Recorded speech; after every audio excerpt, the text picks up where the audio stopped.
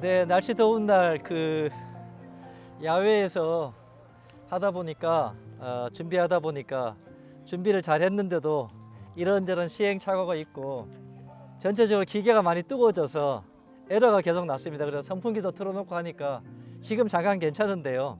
이제 한국에서 우리 신부 쪽의 가족들은 유튜브로 지금 예배를 드리세요. 유튜브로 예배 드리고 저희 교회에서 코로나 기간에 5건의 결혼을 진행하는데 유튜브로 하고 10명씩 모여서 하고 했는데 굉장히 은혜가 많이 되더라고요. 또 계속 유튜브 보면서 결혼식도 계속 볼 수도 있고 그래서 어쨌든 오래 기다려주셔서 감사하고요. 저는 이렇게 땡볕이지만 여러분들께서 시원한 데 앉으셔서 감사합니다. 그래도 감사하고요. 이제 결혼을 하면서 이제 코로나 기간이다 보니까 한국에서 신부 쪽에 부모님들이 못 오시는 거예요. 오셔도 2주간 격리를 해야 되고 하다 보니까 제가 가장 많이 신경 쓰이는 분들은 신부 쪽의 가족들, 또 딸 보내놓고 그래서 하면서 좀 신부를 배려하는 차원에서 뭘 할 수 있을지 그 부분도 한번 생각을 해보겠습니다. 네, 준비 다 됐나요? 네.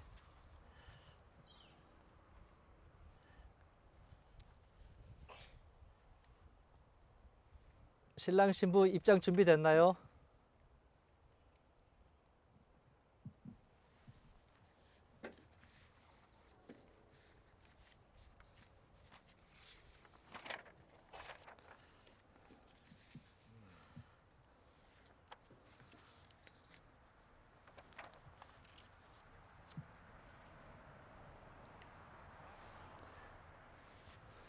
앞전에 했던 결혼식 몇 번은 정말 10명밖에 못 온 거예요. 그래서 방송팀, 찬양팀 다 합쳐서 10명이니까 굉장히 소수가 모여서 했습니다. 모여서 했는데 오늘은 처음으로 이렇게 많은 분들이 모여서 예배를 드리게 돼서 정말 감사하다는 생각이 들고요. 원래 이 결혼 준비할 때는 또 10명일 거라고 생각했는데 갑자기 계획이 바뀌어서 많은 분들을 모시게 되고 같이 축하하게 돼서 너무 반갑습니다. 네. 우엔재 군과 김예진 양의 결혼 예배에 오신 양가 부모님과 친구분들 그리고 인터넷을 통해 이 결혼식에 참석하고 계신 또 한국의 가족분들, 친척분들 진심으로 환영하고 축복합니다. 네, 그러면 신랑 입장이 있겠습니다. 신랑 입장.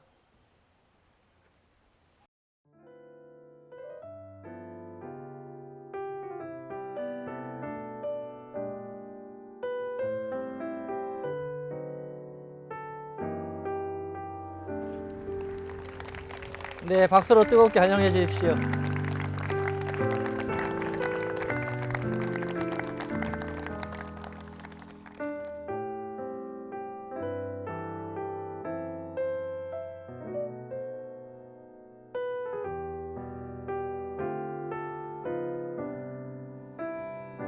네, 신부 입장이 있겠습니다. 신부 입장.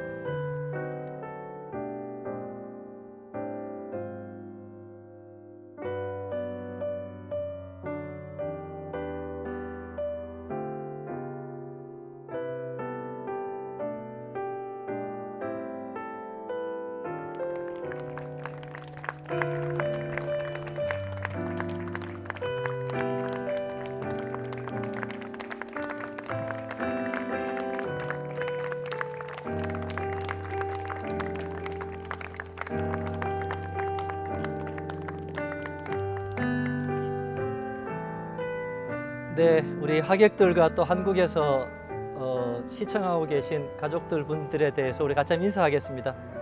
인사.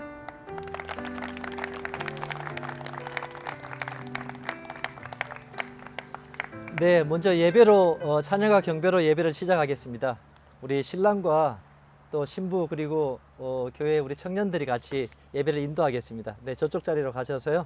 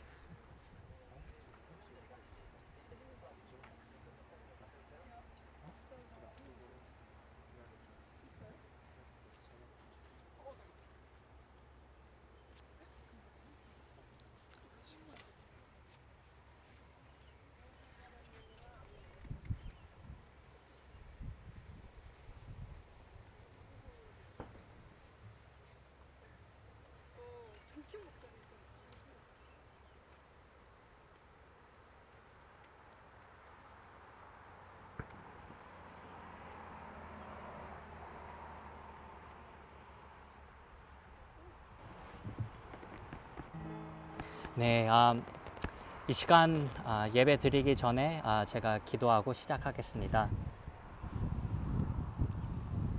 네, 나오나요? 네, 하나님 아버지 감사합니다. 네, 이런 좋은 날에 결혼식을 드릴 수 있고 또 무엇보다 함께 모여 정말 오랜만에 모여 주님 이름을 높여드리고 찬양하고 예배를 함께 드릴 수 있는 은혜를 주셔서 감사합니다. 하나님 이 시간 기뻐 받아주세요. 이 예배를 기뻐 받아주시고 또 운행해 주시고 또 성령님 마음껏 환영합니다. 예배 가운데 우리를 이끌어 주시옵소서. 모든 걸 예수 그리스도 이름으로 기도드렸습니다. 아멘.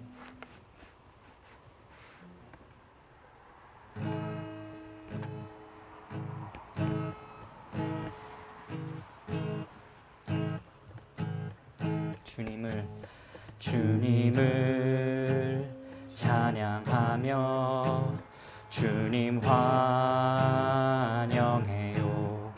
우리 여기에 주 위에 섰네.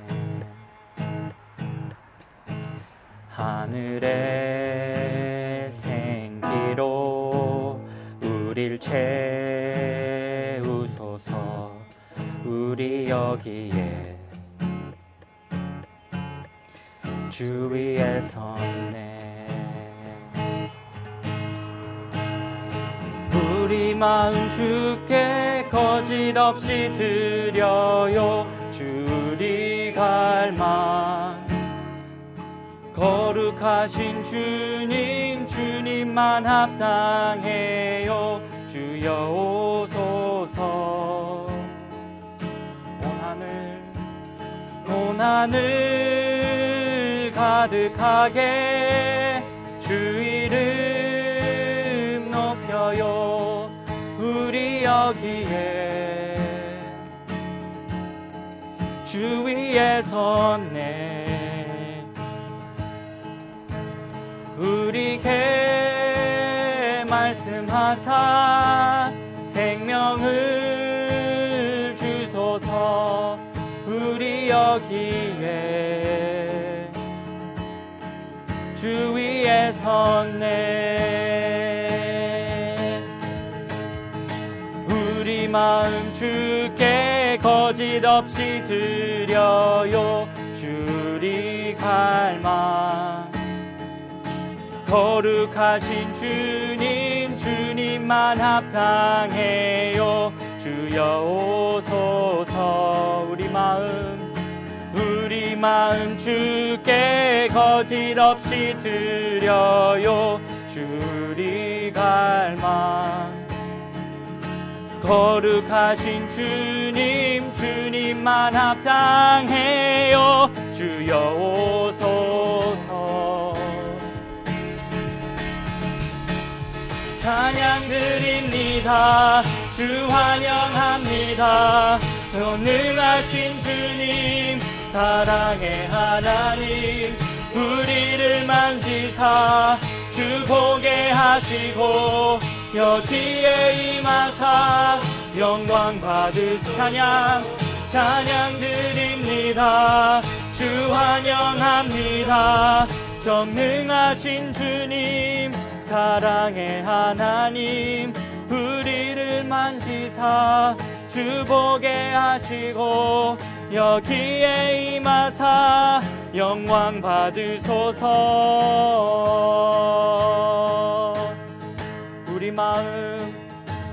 우리 마음 주께 거짓없이 드려요. 주리 갈망 거룩하신 주님만 합당해요. 주여 오소서. 우리 마음 주께 거짓없이 드려요. 주리 갈망 거룩하신 주님만 합당해요. 주여 오소서.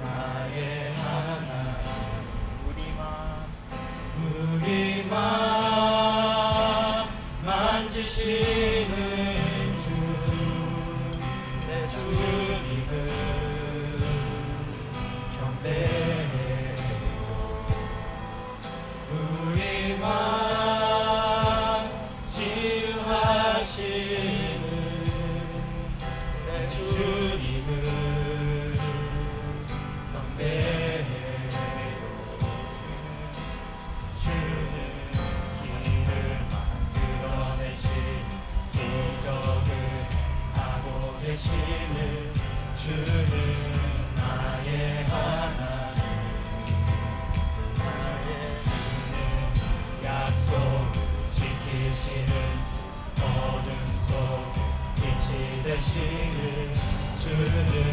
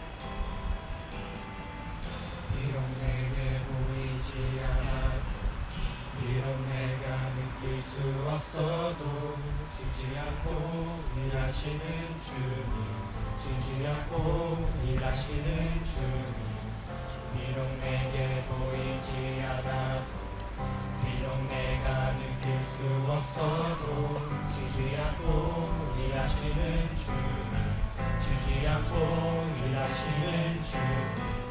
비록 내게 보이지 않아도, 비록 내가 느낄 수 없어도 쉬지 않고 일하시는 주님, 쉬지 않고 일하시는 주님.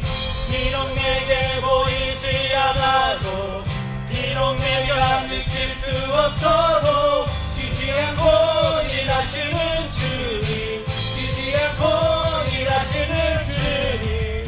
기운을만 드러내시는, 기적을 행하고 계시는 주는 나의 하나님. 주는 약속을 지키시는 주, 어둠 속에 빛이 되시는 주는 나의 하나님, 나의 하나님, 나의 하나님, 나의 하나님, 나의 하나님, 나의 하나님, 나의 하나님, 나의 하나님, 나의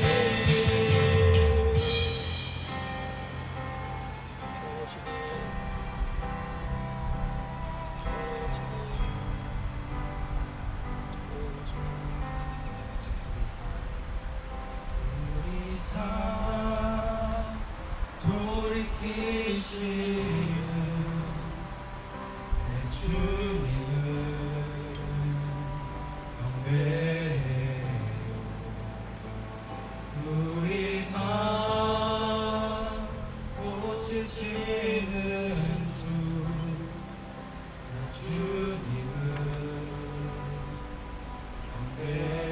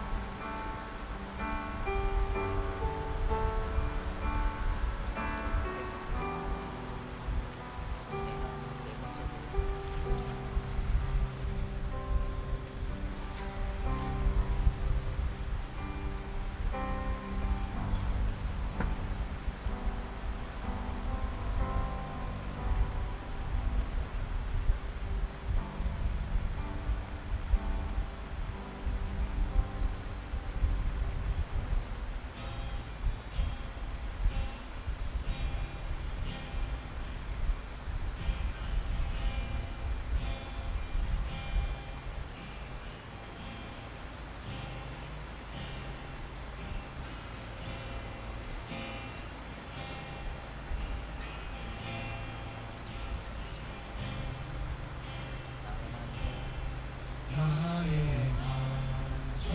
만족과 유익을 위해 가지려 했던 세상 일들 이제 모두 다 애로 여기고 주 알기 위해 가버리 내 안에 가장 귀한 것 주님을 알리라. 모든 것 되시며 의와 기쁨 되신 주 사랑합니다.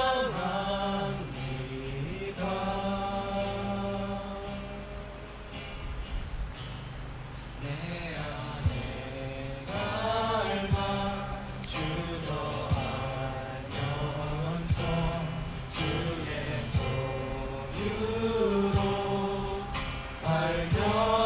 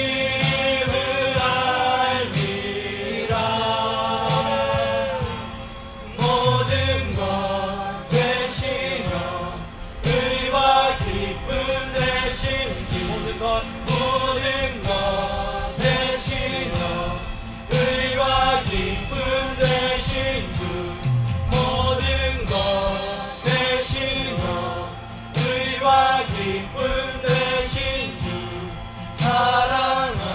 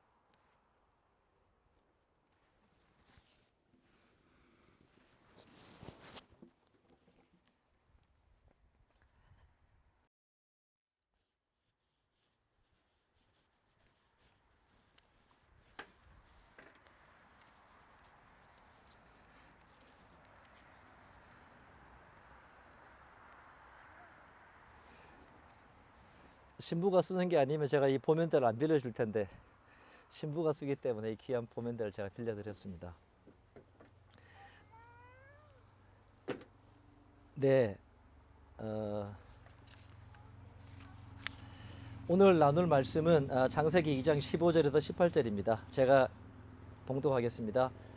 여호와 하나님이 그 사람을 이끌어 에덴 동산에 두어 그것을 경작하게 지키게 하시고 여호와 하나님이 그 사람에게 명하여 이르시되 동산 각종 나무의 열매는 내가 임의로 먹되 선악을 알게 하는 나무의 열매는 먹지 말라. 내가 먹는 날에는 반드시 죽으리라 하시니라. 여호와 하나님이 이르시되 사람이 혼자 사는 것이 좋지 아니하니 내가 그를 위하여 돕는 배필을 지으리라 하시니라. 아멘. 이번에 코로나 기간에 저희 교회에서 세 쌍이 결혼했고 다음 주 금요일 날 또 한 쌍이 결혼하고 그 다음 달에 또 한 쌍이 결혼하고 이렇게 코로나 기간에 교회에 복이 있는 것 같아요. 일단은 함부로 연애를 할 수 없고 함부로 놀러 다닐 수 없다 보니까 청년들이 주님을 찾아요. 주님을 찾으니까 결혼 인도받아요 이렇게. 그래서 어떤 면에서 야 이런 게 계속되면 좋겠네. 청년들이 정말 주님 찾겠구나. 왜냐하면 저 놀러 갈 데도 없고 개인적으로 뭐 즐기고 할 그런 것들이 없잖아요. 그래서 이렇게 보면서 우리 교회 전체적인 상황을 봐도 그런데 오늘날 우리가 너무 복잡한 삶을 살고 이것저것 즐길 것들이 많고 또 하다 보니까 성령을 따라서 가는 부분들에 우리가 놓치는 부분들이 많다 보니까 하나님이 목적하신 결혼들이 안 이루어지는 경우가 참 많겠구나 이런 생각을 하면서 사실 오늘날 우리 청년들한테는 제가 그런 얘기를 많이 하거든요. 나는 너희들 결혼 준비시킨다. 왜냐하면 청년 때 가장 중요한 건 결혼을 하는 겁니다. 하나님이 주신 배우자, 배필을 맞아서 기도하면서 성령의 인도를 따라서 정확한 날짜, 정확한 때, 정확한 장소에서 하나님의 방법으로 결혼하는 것이 매우 중요하고 이 결혼에서 복된 삶을 살려다 보면 성품이 다루어져야 되잖아요. 성품을 다루는 방법 한 가지밖에 없는데 성령의 한 삶을 사는 겁니다. 성령의 열매는 성품을 말하는 거니까. 그래서 청년들을 결혼 준비를 시키는 거죠. 물론 이제 준비를 시켜도 한계는 있기 때문에 결혼해서 빚어지고 다뤄질 부분들이 많겠지만 그래도 결혼하기 전에 결혼의 의미, 그 다음에 결혼이 어떻게 행복하게 살고 또 하나님의 뜻을 어떻게 따라가는가 하는 부분들에 대한 것들은 청년 때 부지런히 교육이 필요한 영역들이 아닌가라는 생각을 하게 됐습니다. 이제 결혼을 특별하게 이제 5건을 동시에 준비를 이렇게 하면서 생각하게 되는 부분들이 뭐냐 하면 오늘날 결혼을 참 많이 놓치겠다 청년들이 그런 생각을 많이 했습니다. 왜냐하면 5쌍의 결혼을 준비하는 과정에서 정말 성령께서 구체적으로 하나하나를 인도하시는 걸 경험했거든요. 그 다음에 이게 굉장히 급진적이더라고요. 뭐 1년, 2년 데이트할 시간을 주시는 게 아니라 하나님 만나게 하시고 날짜 잡게 하시고 한국에 들어오게 하시고 캐나다로 들어오게 하시고 여러 가지 영역들에서 보면서 하나님께서 하나하나 어긋남 없게 인도하는 걸 보면서 대부분은 결혼이 한 달, 2달, 3달 안에 다 끝나는 것 같아요. 지금 이제 미국에서 들어온 형제 한 분도 이제 결혼 대기 중이고 우리 다음 주에 결혼할 자매는 저기 앉아 있습니다. 저기 좀 까만색 옆에 이렇게 네, 웃고 계시는 자매님. 근데 이 두 분 자매님은 다 대구에서 오셨어요. 대구에서 오셨는데 대구에서 믿음 좋은 사람들이 많은 것 같아요. 하나님께서 대구를 축복합니다. 제가 그래서 경험하면서 야, 이렇게 결혼을 인도하면 결혼 인도 받기는 참 쉽지 않을 수도 있겠다라는 생각을 많이 했습니다. 왜냐하면 이게 너무 예민한 거예요. 그 다음에 성령의 인도가 너무 오묘하다 싶고, 그런 거 하나하나만 놓쳐도 때에 따라 결혼이 안 될 수도 있겠구나, 내 짝이 아니네, 이렇게 생각할 수 있는 여지가 얼마든지 있을 수 있겠구나라는 생각들을 많이 하게 됐습니다. 그러면서 오늘날 이렇게 청년들 사역들, 교회가 이제 부흥하기 위해서 다음 세대가 세워져야 되는데 결국 그렇게 하려면 가정이 귀하게 세워져야 되잖아요. 교회는 가정이 모인 공동체니까. 그래서 청년들을 잘 양육하고 결혼을 인도해서 결혼 생활이 잘 정착하도록 교회에서 돕는 것이 얼마나 중요한 일인가라는 생각들을 참 많이 하게 됐습니다. 참 많이 하게 됐고, 저희 이제 아내가 이 결혼 다섯 쌍 결혼을 준비를 했는데 최근에 몸이 좀 안 좋아서 지금 오늘 못 왔습니다. 근데 사실은 이 주례는 저희 아내가 해야 될 것 같은데, 왜냐하면 결혼하는 모든 과정에 상담하는 것, 모든 계획을 짜는 것들 하나하나 나누고 하는 모든 영역들을 우리 찬영 선교사님이 하셨는데 오늘 없어도 저도 좀 아쉽긴 합니다만 집에서 이걸 보고 있으니까요, 함께 기쁨을 누릴 거라 생각하는데, 이번에 병원에 입원도 하고 하면서 그런 얘기를 하더라고요. 이제 결혼 준비 다 끝나고 결혼 날짜 다 잡히고 이제 되니까 나는 뒤로 빠져도 되겠네, 이제 그런 얘기를 하시더라고요. 그래서 그만큼 이제 청년들의 결혼은 교회에서 참 중요한 부분이구나. 그 다음에 영적 전쟁이 참 많다. 그래서 정말 기도하면서 성령 인도를 받아야 되구나 하는 부분들을 보게 됐습니다. 오늘 말씀에 보면 이제 결혼하는 이유도 나와 있고, 결혼을 어떻게, 결혼이 하나님 중심적인 결혼을 하고 행복한 삶을 하나님의 뜻하신 목적대로 따라가는 삶을 사는가. 어차피 우리 본향은 이곳은 아니니까요. 이 땅의 나그네 삶 가운데 결혼에 어떤 의미가 있는가, 이런 내용들이 나와 있습니다. 첫 번째 15절에 보면 하나님께서 그 사람을 이끌어 에덴 동산에 두어 그것을 경작하며 지키게 하시고, 인간이 타락하기 전부터 인간은 일하는 존재잖아요. 하나님께서 인간을 가만히 놀고 먹게 만든 게 아니라 하나님과 교제를 당연히 하지만 하나님이 맡겨주신 이 지구, 하나님이 이 맡겨주신 일들을 감당하면서 생육하고 번성하는 일들을 하게 하시죠. 그래서 일하는 부분이 분명히 있는 겁니다. 땀 흘리는 부분이 있고요. 근데 에덴 동산에서 놓은 게 아닙니다. 에덴 동산 농사도 졌을 것이고 과일 나무도 가꿨을 것이고 또 잔디도 키웠을 수도 있고 꽃도 피울 수도 있고, 그렇게 하려면 물도 주고 잡초도 뽑아줘야 되고 거름도 만들어줘야 되고 하는 일들이 당연히 있었겠죠. 첫 번째 일하는 부분입니다. 그래서 결혼하고 나면 일이 많지요. 아내도 마찬가지고 남편도 마찬가지고. 두 번째 16절에 보면 하나님께서 한 가지 명령을 하시는데, 동산 각종 나무의 열매는 네가 마음껏 먹되 선악을 알게 하는 나무는 열매는 먹지 마라. 먹는 날에 네가 반드시 죽을 것이다. 이렇게 말씀하셨습니다. 이게 왜 결혼할 때 살펴봐야 될 말씀인가? 이게 지금 모든 인간들이 겪고 있는 어려움이기 때문에 그렇습니다. 일하고 있잖아요. 또 하나는 우리가 선악과를 계속 따먹고 있다는 사실입니다. 무슨 말인가? 선과 악을 내가 결정한다는 겁니다. 여전히 선하고 악하고 내 소견에 오른 대로, 분명히 이사야서 58장에도 하나님의 생각은 우리 생각하고 다르고 하나님의 길도 우리 길하고 다르고, 하늘이 땅에서 높은 것처럼 높다고 해도 우리는 여전히 우리 생각으로 살아가죠. 그러면 어떤 문제가 생기는가? 죽는 일들이 생기는 겁니다. 영적인 고갈들, 정신적인 고갈들, 육체적인 고갈들, 관계의 깨어짐들, 그 다음에 열심히 일을 해도 열매를 맺지 못하고 먹고 살기 위해서 발부동을 쳐야 되는 그런 비참한 삶을 살게 되는데, 사실 그게 영적인 죽음 때문에 이런 겁니다. 이 문제를 결혼을 통해서 해결해야 된다는 부분입니다. 선악을 알게 하는 나무를 어떻게 먹지 않고 살 수 있을 것인가? 이것이 결혼을 통해서 풀어야 될 숙제이고요. 마지막 18절에 보면 여호와 하나님이 이르시되 사람이 혼자 사는 것이 좋지 아니하니 내가 그를 위하여 돕는 배필을 지으리라 하시니라. 삼위일체 하나님께서 교제하셨던 분이시고요. 우리가 성경에도 봐도 인류의 구원의 역사, 구속사를 봐도 서로 도우시잖아요. 성부 하나님, 저는 이렇게 교회를 처음 다닐 때 왜 예수님 찬양만 이렇게 많은지, 그래서 예수교라고 저는 그래서 예수교인가 보다라고 했어요. 근데 하나님, 예수님, 성령님이 너무 헷갈리고 처음에 저 고등학교 때 교회를 처음 다닐 때, 근데 왜 예수님이 얘기가 이렇게 많이 나와 있지? 그 다음에 이거 죄가 아닌가?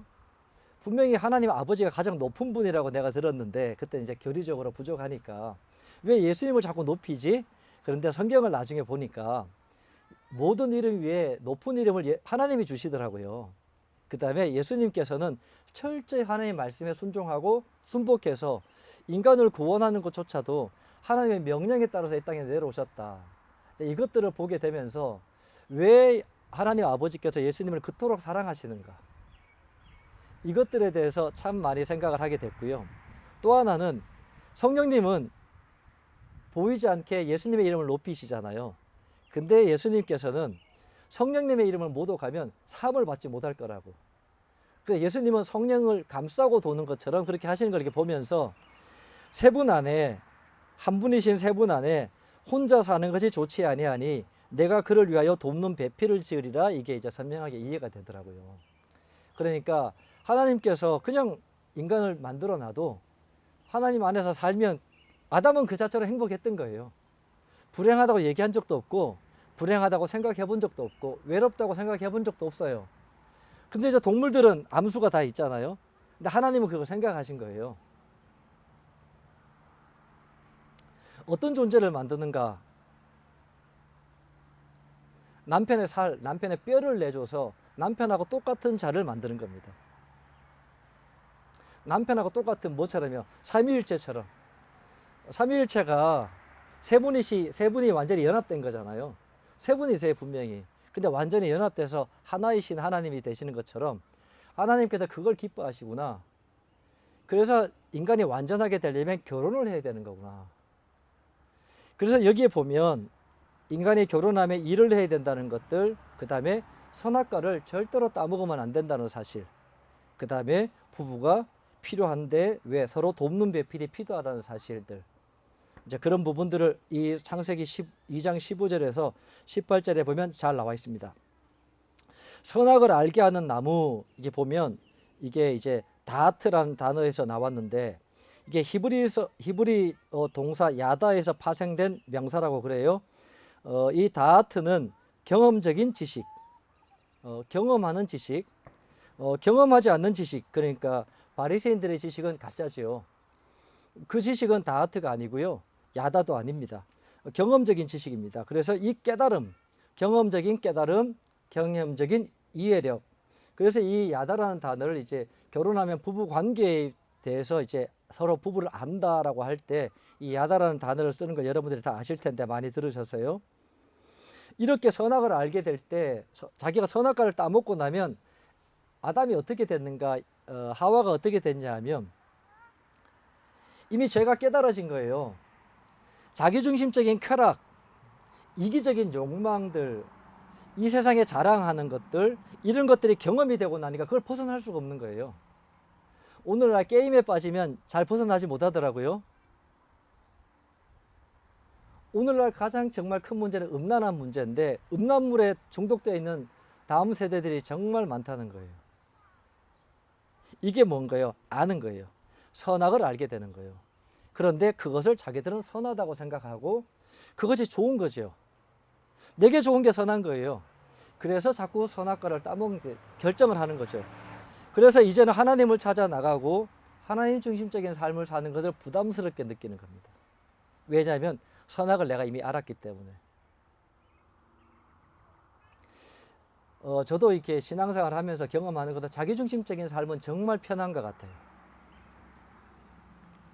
사역을 해도 내 맘대로 하고 내가 그냥 기도하고 짐작으로 하고 내 머릿속에서 생각난다 하면 정말 쉽고 일도 없는 것 같아요.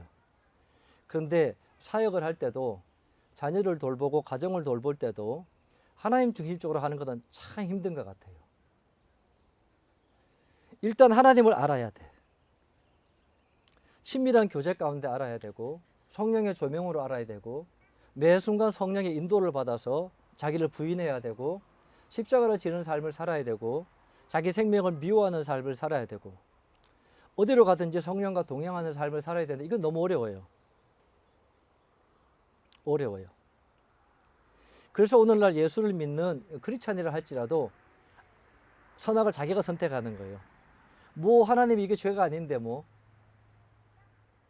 그러다 보니까 사람을 판단하고 부부간에 섭섭한 마음을 가져도 그게 죄라고 생각도 안 해요.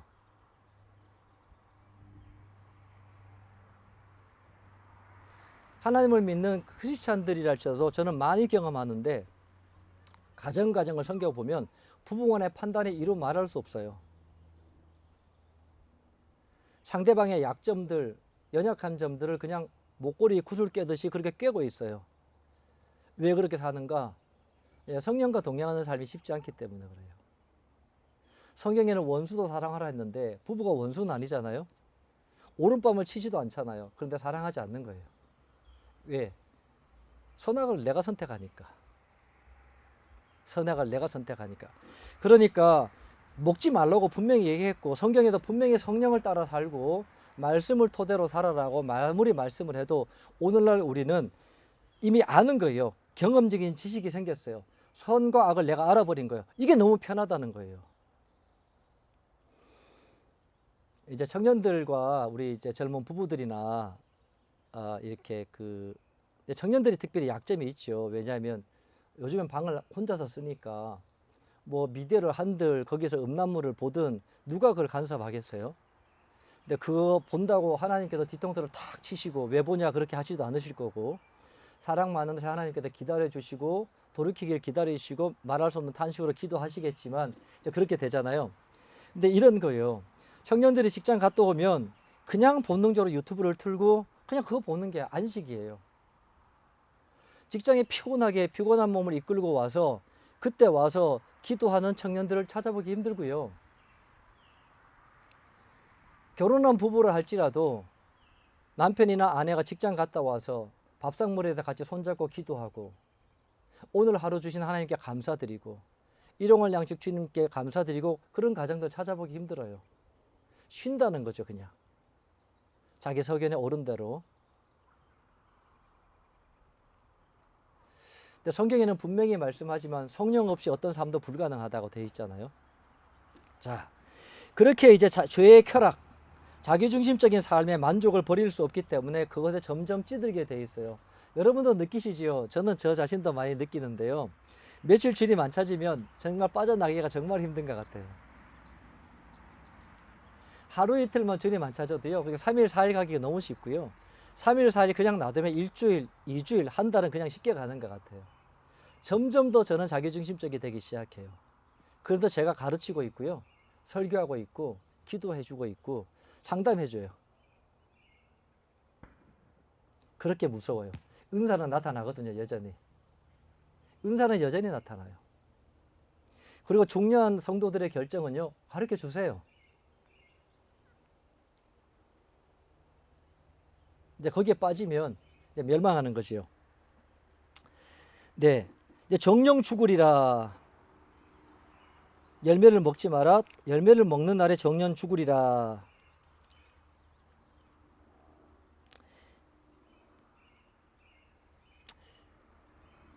무슨 말인가? 하나님에 대한 불신과 의심이 들어온단 말이에요. 죽는다는 말이 다른 게 아니라 영적인 죽음이자 첫 번째. 머리로는 알아요. 하나님에 대해서. 머리로는 당연히 알고 입만 열면 하나님 얘기도 나와요. 성령님 얘기도 나오고 그런데 이게 생생한 실제가 아니에요. 이제 살아있는 실제가 아닌 거예요. 머리에 있는 지식뿐이에요. 그러니까 거기에서는 어떤 능력이 나오지 않아요. 거룩함도 나오지 않고 진정한 자기 부인이 나오지도 않고 실제로 무릎 꿇고 매일 주 앞에 엎드려서 기도하는 삶은 불가능해요. 왜? 그게 죽은 증상이거든요. 그러면 어떻게 돼요? 나 불신 안 하는데 의심 안 하는데 아니요. 진정한 믿음이 없어요. 그리고요 사역을 하든 뭘 하든 두려움이 찾아오고요. 실수할까봐 조바심도 생기고요. 망할까봐 잘못된 선택을 할까봐 두려워해요. 그게 광야에서 이스라엘 백성들이 했던 거거든요. 그러니까 이 선악을 아는 것을 자기가 선택을 하게 되면 반드시 하나님에 대한 불신, 의심이 찾아오기 때문에 진정한 믿음이 불가능하다는 거예요. 그런데 관계가 끊어지면 우리 영이 생명의 근원이신 하나님으로부터 끊어져서 바로 영적으로 죽는 거예요. 영적으로 죽기 때문에 어떤 문제가 생기는가? 부부간에 절대로 사랑할 수 없어요. 남을 나보다 낫게 여기는 삶은 절대로 불가능해요. 오른밤을 치는데 왼밤을 돌려야 되는 게 불가능해요. 왜? 영적으로 죽었기 때문에. 그는 영적으로 살아있을 때만 가능하거든요. 신앙은 두 가지밖에 없어요. 영적으로 죽은 상태, 영적으로 살아있는 상태. 육적인 상태, 하나님 중심적인 상태. 성령의 한 삶을 살든지 자기중심적인 삶을 살든지 신앙은 두 가지밖에 없지 중간은 없어요. 그건 신앙이 아니거든요. 단 1%라도 오염되는 순간 그는 이미 신앙이 아니에요. 친밀한 교제가 거두어지니까요. 자, 그래서 아담과 하와 부부 사이에도 서로 부끄러워할 만큼 부부 사이에 금방 간격이 생겨요. 그 다음에 당신이 주신 저 여자가 또 그 여자는 뱀이 그래서 남을 탓하고 서로 책임을 전가해요. 그래서 그들은 영적으로, 정서적으로, 육적으로, 사회적으로, 심리적으로 병들게 되었어요. 왜요? 하나님께서 그들이 자기 힘으로 선악을 선택하고 자기가 하나님 척하고 하나님을 의지하는 삶을 살지 않기 때문에 하나님께서 영적인 생명을 거두신 거예요. 그 삶에서는 진정한 영적인 열매는 열리지 않습니다. 세상을 바꿀 수 있는 능력도 주어지지 않고요. 내 자신의 죄조차도 이길 수 없고요. 자기를 부인할 수 있는 능력도 생기지 않는다. 네, 그래서 우리는 그렇게 배웁니다. 하나님 중심적인 삶의 세 가지 특징. 선악과를 따먹지 않고 하나님 중심적인 삶을 사는 사람의 세 가지 특징은 뭐냐? 하나님의 자원으로 사는 거예요. 예수님이 그렇게 하셨는데 요한복음 5장 30절에 보면 예수님께서 이렇게 말씀하세요. 내가 아무것도 스스로 할 수 없노라. I can do nothing 이라고 말씀하세요. 내가 스스로 아무것도 할 수 없다. 이제 우리가 요한복음 5장 30절에 주목을 해야 되는 것이 예수님은 철저히 하나님 중심적인 삶을 사셨거든요. 요단강으로 가실 때도 사역을 갈 때도 광야에 시험당하러 갈 때도 철저히 성령에 이끌려서 하셨고요. 성령에 의한 사역을 하셨지 예수님은 스스로 사역하지 않으셨어요. 성경은 철저히 그걸 얘기하고 있는데 예수님이 그렇게 말씀하세요. 나는 내가 아무것도 스스로 할 수 없노라. 나는 듣는 대로 심판하노니 나는 나의 뜻대로 하려 하지 않고 나를 보내신 이의 뜻대로 하려 함으로 내 심판은 의로움이라. 예수님은 스스로 뭘 하셔도 의로우실 거 아니에요? 근데 예수님은 왜 자기가 의롭다고 말씀하시냐 하면 나는 내 뜻대로 아무것도 하지 않고 나는 내 뜻대로 하려고 하지도 않고 나를 보내신 이의 뜻대로 하려고 하기 때문에 내 심판은 의롭다. 그러니까 내가 의롭다는 거예요. 예수님은 자기의 의로움을 위해서 자기의 의로움을 의지하지 않으시고 자기 선함을 의지하지 않으시고 예수님은 이 땅에 사실 때 한 인간으로서 하나님으로서 철저히 하나님을 의지하는 삶을 사셨다는 거예요. 그래서 예수님은 그렇게 기도를 하셨어요. 그리고 우리가 봤을 때 왜 저렇게 사역하시지? 왜 오해받을 행동을 하시지? 그것이 다 성령의 인도를 따라 하셨다는 겁니다. 그래서 우리가 하나님의 자원으로 우리가 살려면 하나님의 자원으로 판단을 해야 되는데 선과 악을 하나님의 자원으로 판단을 해야 되는데 이게 어렵다는 거예요. 그러니까 자기중심적인 삶을 살고 싶은 거예요. 왜냐하면 인간의 삶은 결국 결정의 연속이거든요. 하루에 수십 번 결정을 해야 해요. 특별히 저는 이렇게 교회를 섬기다 보면 많은 성도님들이 상담을 해야 되고 기도해 줘야 되고 많은 결정을 내릴 때 제가 그냥 턱턱 해주면 얼마나 좋겠어요. 근데 문제는 제가 하나님과의 관계가 안 될 때 아무것도 못 해준다는 사실이에요. 두 가지 중에 한 가지 대답을 해야 돼요. 잘 모르겠어요 지금은. 그리고 좀 이따가 제가 기도해보고 말씀드릴게요.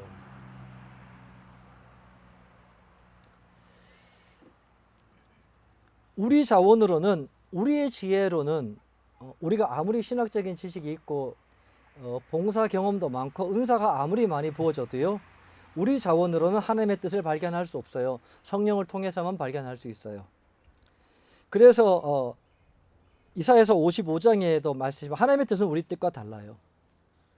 우리 자원으로는, 우리 열심으로, 우리 선함으로, 우리 의로움으로 하나님의 뜻을 알 수 없어요. 이게 문제예요. 이게 이제 결혼을 통해 극복돼야 되는 부분이에요.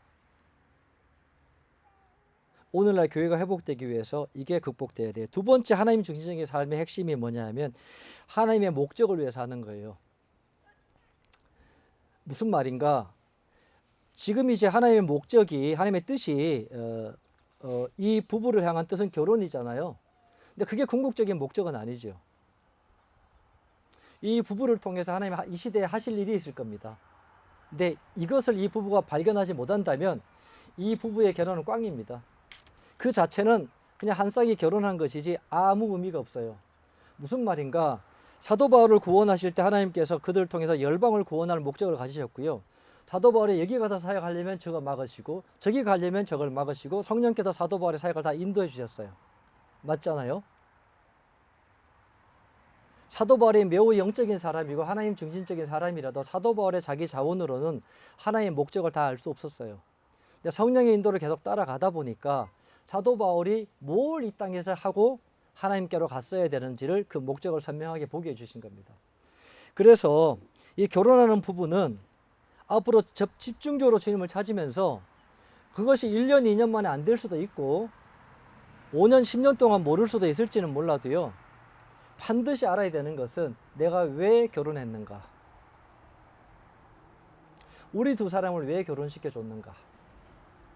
이게 발견되지 않으면 아무 의미 없어요. 그러면 열심히 교회 섬기고 열심히 사역하고 가족들 섬기고 돈 벌어다 가족 부양하고 집에서 열심히 밥 해주고 남편 돌봐주고 그렇게 열심히가 신앙은 아니잖아요.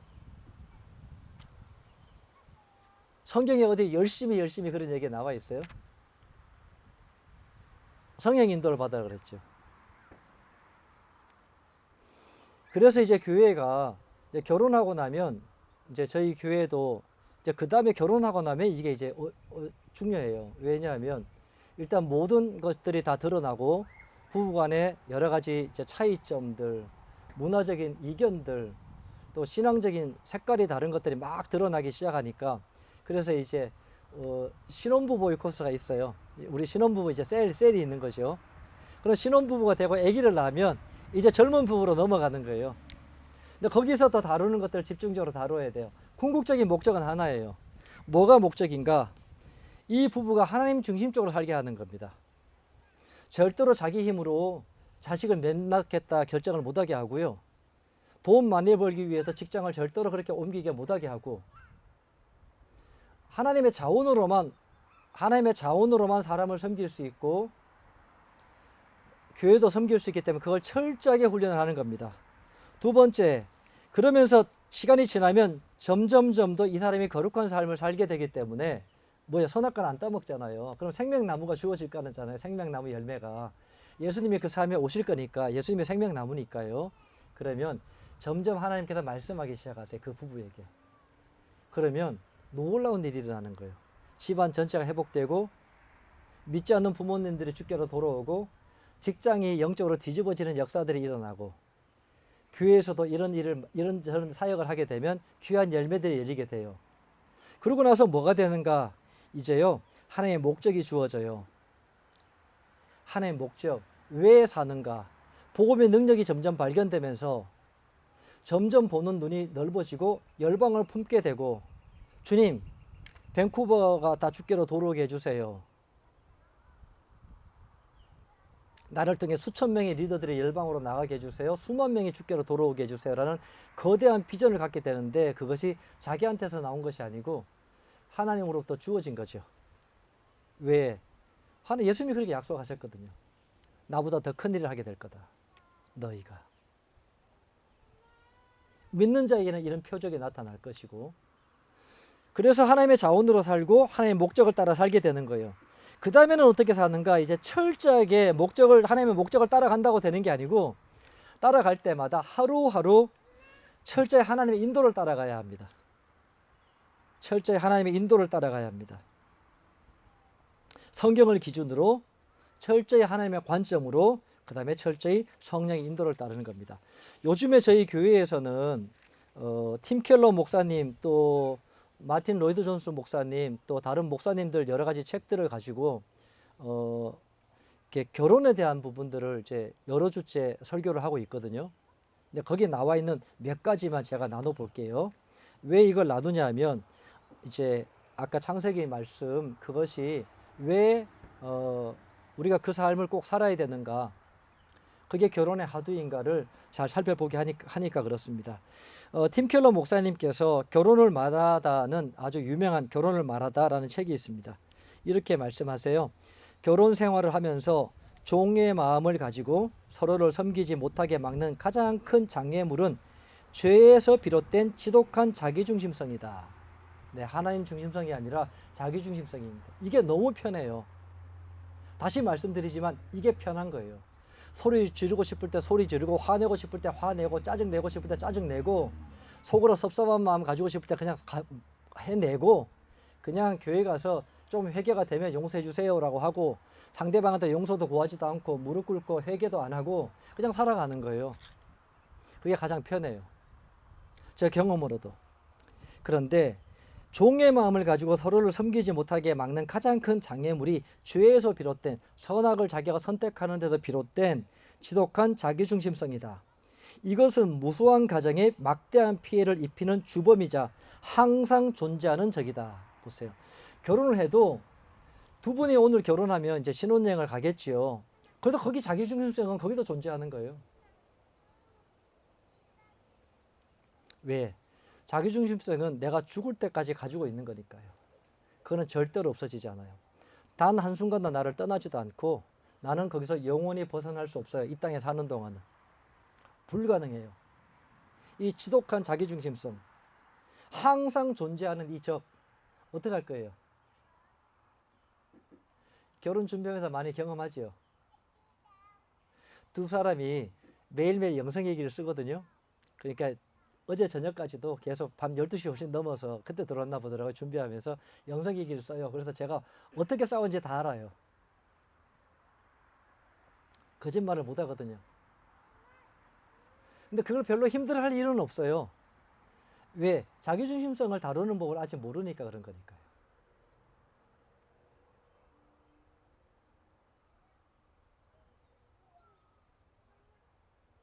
청년들 때는 거의 저는 믿기로는 99%는 자기중심성에서 벗어날 수 없더라고요.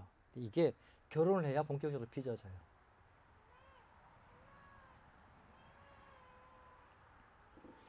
또 부부관계가 시작될 때 그 한 복판에서 또아리를 틀고, 또아리를 튼다는 게 이제 뱀이 똘똘똘똘 말려서 이렇게 있잖아요. 그죠? 뱀이 이렇게 돌돌돌돌 말려 있잖아요. 또아리라 해요. 또아리를 틀고 세력을 키워 사는 암덩어리와도 같아서 반드시 다루어져야 할 것이기도 하다.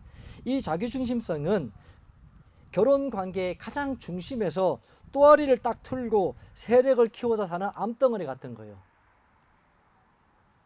그래서 우리는 어떻게 이걸 처리하냐면 끊임없이 항암요법을 써야 하는 거예요. 이 땅을 떠날 때까지. 방사선 치료를 받아야 되고요. 성령의 빛을 쬐야 돼요. 말씀을 먹어야 돼요. 말씀을 먹으면 화학요법처럼 그렇게 돼요. 키모 하잖아요. 그러면 암세포가 견디죠. 그거 안 하면 또 커져요. 이게 인간이 이 땅에서 살 때 결혼의 한계입니다. 자, 그런데 이 다른 사람들을 섬기는 능력은 성령을 통해서만 가능하다. 진리의 영이신 성령님이 우리 마음에 들어오셔서 우리를 변화시킬 때만 가능한 일이다. 이게 지금 나누는 게 팀 켈러 목사님 결혼을 말하다 71페이지에 나와 있어요. 팀 켈러 목사님이 결혼을 통해서 많이 빚어지신 분이세요. 근데 한 가지 결혼에서 얘기해요. 이거는 성령을 통하지 않고는 불가능하다는 거예요. 어느 누구도 불가능해요. 인간의 선함으로 안 되니까요.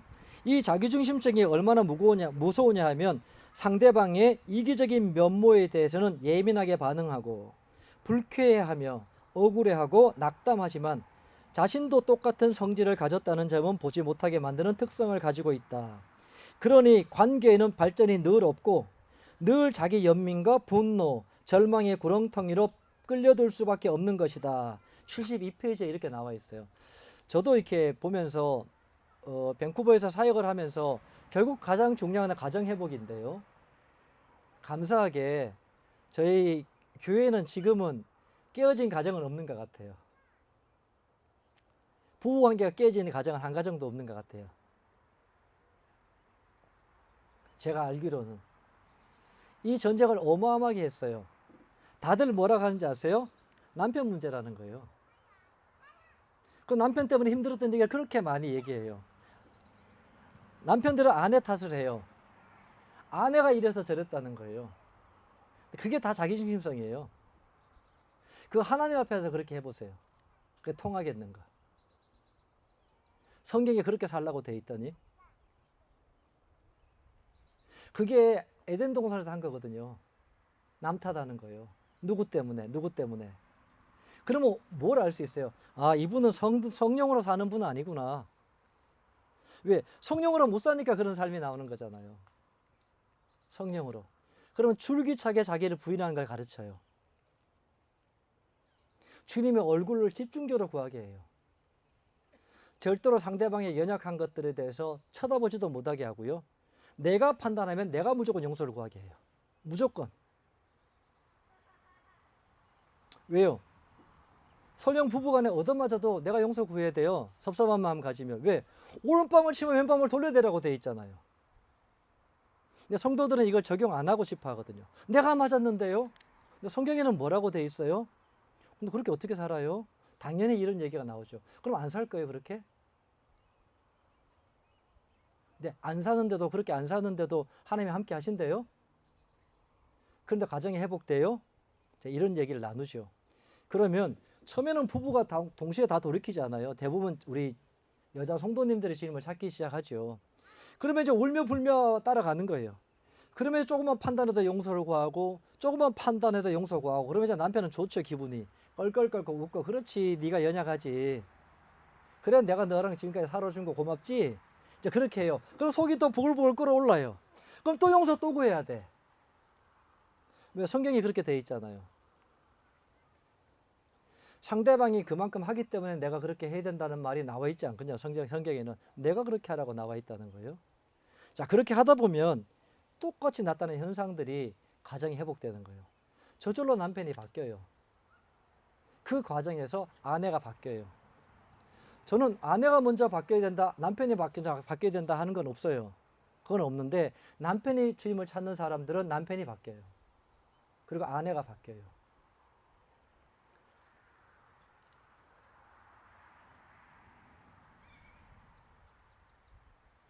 이런 경우 있어요. 하다 보면 이제 외부에서 누구누구 소개로 자기 친한 친구인데 와서 성경 공부 좀 시켜주면 안 돼요. 기도 모임 오면 안 돼요. 내 교회 등록은 하지 말라 하세요. 근데 방문은 할 수 있어요. 이번에도 여름에도 그 신앙훈련을 하는데 다른 교회 지체들이 있다가 그 목사님 허락받고 오세요. 그래서 허락받고 왔더라고요. 근데 그렇게 하다 보면 이제 철저한 복음을 배우다 보면 우리 제가 설교가 길어지네요. 이건 짧은데 빨리 마치도록 하겠습니다. 근데 아내가 바뀌는 거예요. 자매들이 오니까. 남편은 직장 가니까 아내들이 와서 주님을 찾잖아요.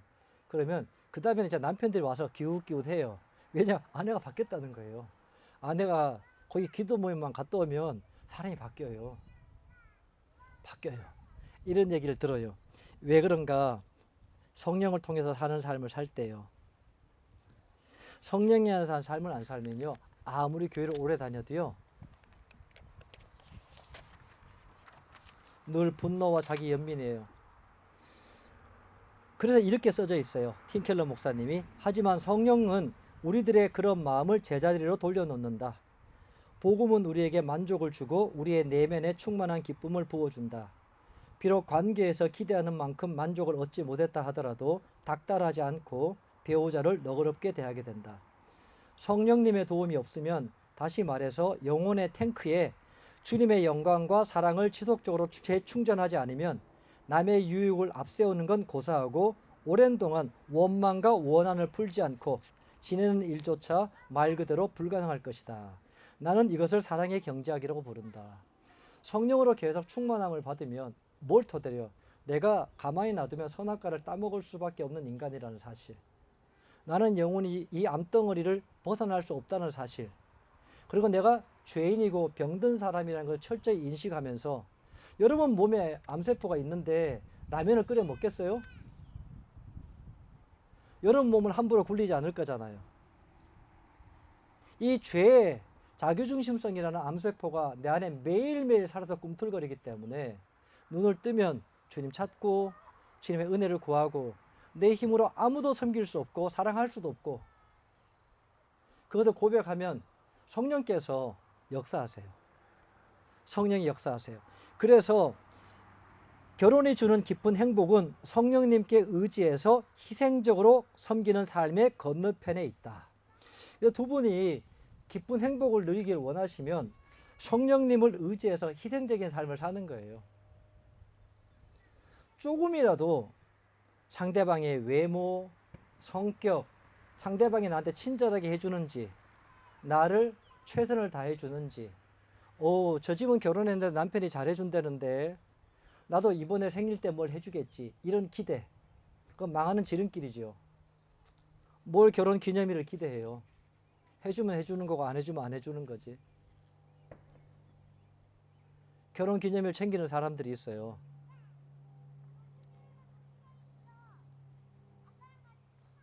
챙기는 게 나쁜 게 아닌데 기대하지면 안 된다 이 말이에요. 기대. 남편은 기대의 대상이 아니에요. 자매님 아시겠죠? 자매님은 기대의 대상이 아니에요. 두 사람은 버젓하게 시뻘건 자기중심성을 가지고 있는 사람들이에요. 다른 말로 해볼까요? 소망이 없는 사람들이에요. 저도 소망 없고 이 두 사람도 소망이 없어요. 얼굴만 멋지고 예쁜 거예요. 속에 암세포가 있어요.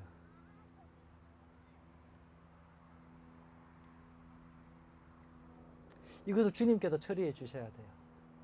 매 순간. 이걸 해 주시려고 우리에게 성령이 오신 거예요. 그래서 성령님께 의지해서 희생적으로 섬기기만 하는 거예요. 섬기기만 하는 거예요. 목회하면서 성도님 섬겼다고 내가 이만큼 섬겼는데 그렇게 못하잖아요. 그럼 자기가 영광 가로채는 거죠. 마찬가지예요. 부부간에 섬기는 것만 있는 거예요. 부부는 대접받는 건 없어요. 성경에는. 네가 남에게 대접받고 싶은 대로 대접하라고만 나와 있지, 너는 절대로 대접을 받으려고 하면 안 돼. 그는 기독교가 아니에요. 행복하게 사는 길은 그 길밖에 없어요. 행복하게 사는 길은 그 길밖에 없어요. 그래서 그 희생적인 삶의 건너편에 결혼을 지는 기쁜 행복이 있다고요. 저희 아내하고 그런 얘기를 나눠요. 저도 결혼 26주년 됐는데 살면 살수록 행복하다. 왜 행복한지 아세요? 이 자기중심성을 더 많이 알게 되니까요. 내가 얼마나 소망 없는 자인지 알게 되니까. 내 힘으로 저희 아내를 절대로 섬길 수 없어요. 저희 아내는 귀한 사람이에요.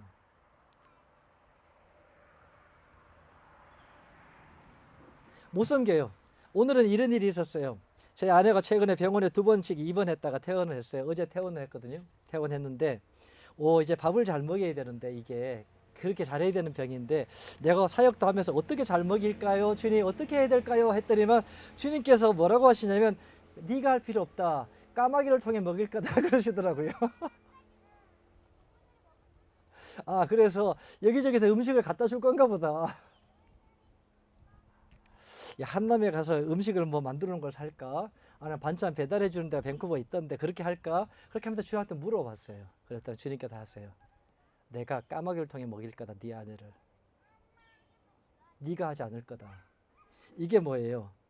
네, 성령님만 이걸 해줄 수 있어요. 그때 제가 너무 감사했어요. 아내가 나의 짐이 아니고 하나님이 책임지시구나. 그래서 우리가 선악과를 따먹으면 내가 스스로 요리하고 밥 사고 밥 차리고 음식 사러 다니고 하면 어떻게 되겠어요? 그게 선악과를 따먹는 행위예요. 자기중심성에다가 밥을 먹이는 꼴이죠. 남편과 아내는 성경 말씀을 진지하게 받아들이고 온 힘을 다하여 자기를 부인하라는 가르침에 따라야 한다. 본인이 가진 이기심으로 변명하지 말고 보이는 대로 뿌리를 뽑아야 한다. 배우자가 어찌하든 신경 쓸 필요가 없다. 팀 켈러 결혼을 말하다 82페이지, 83페이지. 다시 한번 뵐게요. 자기를 부인하라는 가르침에 따라야 한다. 본인이 가진 이기심을 변명을 하면 안 된다. 첫 번째, 네가 그러니까 내가 이렇게 했지. 야, 네가 이거 너무 심하잖아. 절대로 이런 변명을 하면 안 된다는 거예요. 변명하지 마세요. 자, 두 번째, 보이는 대로 뿌리를 뽑으세요. 근데 자꾸 뽑다 보면요, 이게 행복하거든요. 자아를 죽이는 게요, 그렇게 행복해요. 자아를 죽이는 게 참 행복하거든요. 처음에는 힘들어요. 너무 많으니까 그런 게. 점점 하다 보면 기쁨이 있어요. 그리고 이 뽑고 나면 하나님이 주신 평강, 주님이 주신 기쁨이 있으니까요. 그래, 변명하지 말고 뿌리 뽑아요. 그리고 배우자가 어찌하든 상관을 살 필요가 없다. 서로 한번 쳐다보세요. 네, 배우자가 어떻게 하든 상관할 필요가 없는 거예요. 그것은 나와 하나님과 관계의 문제지 배우자가 어떻게 하는 문제는 절대로 아니거든요. 그리고 그렇게 살면 내가 썩어지는 미랄이 되면 돼요. 그러면 열매가 열리거든요. 노력할 필요 없어요. 절대로 배우자를 회복시키려고 변화시키려고 노력하지 마세요. 자기를 부인하게만 하세요. 그러면 남편을 아내를 회복시키는 것은 하나님의 일이지 내 일이 아니에요. 그렇게 괜히 힘쓸 필요 없습니다. 기독교는 저절로 열매 맺는 거니까요. 그래서 갈라디아도 5장 16절 마지막에 내가 이르노니 너희는 성령을 따라 행하라. 그리하면 육체의 욕심을 이루지 아니하리라. 그러니까 네가 선악과를 안 따먹게 될 거야. 자, 18절 너희가 성령의 인도하시는 바가 되면 율법 아래 있지 않을 거다. 왜? 율법은 뭐예요? 네가 이걸 잘못했잖아. 네가 이렇게 하니까 내가 이렇게 했지. 나는 이렇게 했잖아. 그러니까 행위가 나오잖아요. 율법이 행위 아닙니까? 그게 없어지는 겁니다. 뭐 할 때요? 성령이 인도하는 바가 되면 사랑이 나타나고 되지 율법이 나오지 않아요. 부부간에. 가정은 율법의 공동체가 아니거든요. 사랑의 공동체지요. 자, 마지막 25절, 26절, 25절 만일 우리가 성령으로 살면 또한 성령으로 행할지니. 성령으로 살면 또한 성령으로 행할지니. 네, 설교를 마쳤는데요. 주례사를 저는 이렇게 이 두 사람을 결혼시키고 신혼부부 오이코스, 젊은 부부 오이코스 이렇게 인도하고 결혼 예비하는 예비 커플 오이코스, 오이코스 우리 이제 셀 모임을 오이코스를 하는데 하면서 믿을 것은 하나밖에 없어요. 말씀과 성령. 말씀과 성령이에요.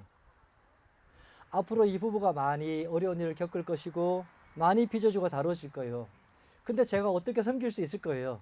제가 주님 안에만 가하면 성령의 인도를 따라 이 부부를 섬길 수 있을 거예요. 그리고 이 부부도 그렇게 회복되고 나면 성령의 인도를 따라 교회를 회복시키는 일에 감당할 것이고 그리고 그 다음 세대가 세워지는 일에 기하게 밑거름이 되겠죠. 네, 제가 잠깐 기도하겠습니다. 두 분 앞에 나오시고요. 주님, 우리 스스로에게 어떤 소망도 없음을 고백합니다. 이곳에도 아버지 많은 부부들이 와 있습니다. 영상으로 예배를 드리고 있는 많은 부부들도 있습니다. 청년들도 있어요. 주님, 성령을 따라 살게 하여 주시옵소서. 오직 성령을 따라만 살게 하여 주시옵소서. 선악과를 따먹는 그 인생 이제 끝내고 사람을 의지하지 아니하고 환경도 의지하지 말고 오직 주님만 의지하게 하여 주시옵소서. 오늘 결혼하는 부부를 축복합니다. 이 말씀이 이들에게 온전히 이루어지기를 예수님으로 축복합니다. 감사합니다. 주님, 예수님 이름으로 기도드렸습니다. 아멘.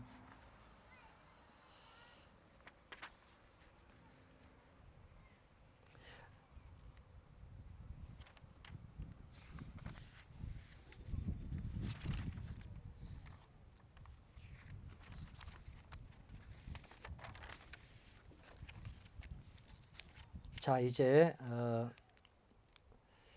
두 사람이 서로를 위해서 각자 맹세하는 시간 갖겠습니다. 혹시 두 사람이 각자 서로에게 준비한 것들이 있나요? 네, 그럼 준비해 주실래요? 네.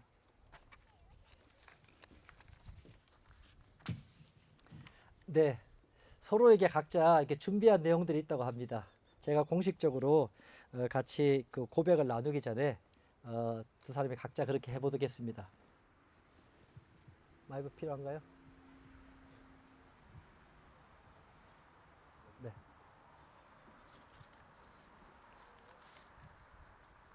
나 우현재는 사랑하는 김예진 자매를 아내로 맞아 그리스도가 생명을 내주고 또 사랑하고 공급하고 보호하듯이 그 본을 따라 나 또한 예진 자매를 사랑하겠습니다. 예수님을 믿는 것과 아는 일에 마음을 모아 함께 힘쓰며 살 수 있도록 성령의 인도에 매 순간 순복하며 또한 그리스도를 경외하는 마음으로 예진 자매에게도 순복하며 새 가정을 영적으로 이끌어 가겠습니다. My first and foremost ministry will always be to you, my wife, to love you as Christ loved the church by laying his life down for her and to adore and lead, provide and protect you.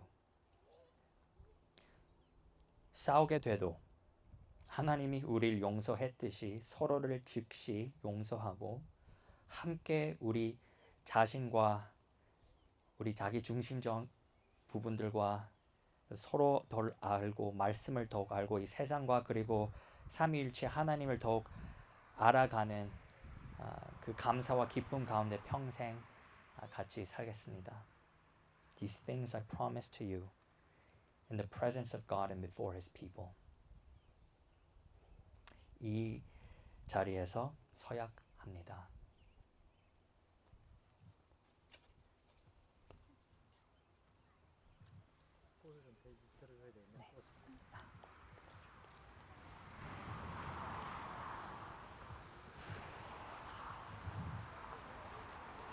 나 김예진은 사랑하는 오영재 형제를 남편으로 맞아 돕는 배필로서 하나님의 질서에 순복하여 나의 머리된 남편의 필요를 채우고 섬기며 하나님을 믿는 것과 아는 일에 하나가 되어 하나님을 경외함으로 예수 그리스도께서 보여주신 모본을 따라 살겠습니다. 서로 다르기에 하나로 빚어가고 계신 하나님께 감사드리며 어떤 고난과 역경이 있을지라도 온유함과 오래 참음으로 신랑을 존경하며 기도와 사랑으로 섬기며 나를 주장하기보다 버리는 남편의 권위에 순종하고 그리스도의 몸으로서 그리스도가 교회를 향해 쏟으신 사랑을 토대로 주님께서 주신 첫 마음을 잃지 않는 믿음의 가정을 세우는 지혜롭고 현숙한 우현재의 아내로 주님의 신부로 살아갈 것을 이 자리에서 서약합니다. 카드 주시고. 네, 공식적인 서약이 있는데 두 분의 서약이 너무 아름답고 그래서 서약은 이걸로 하면 될 것 같은데 한번 우리 박수로 이 서약 위에 여러분 축복해 주시고. 네, 감사합니다. 네, 두 사람은 그대로 계속 서 계시면 되고요. 이제 두 사람이 언약의 반지를 교환하겠습니다. 네, 우리 반지를 예쁜 아기가 가지고 들어온다고 합니다.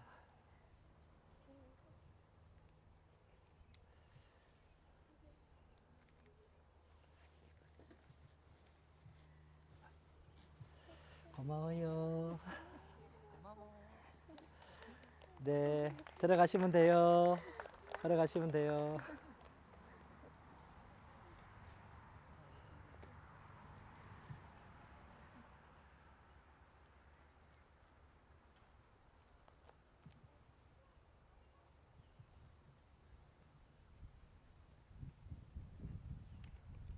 오케이, 신부과 같아요.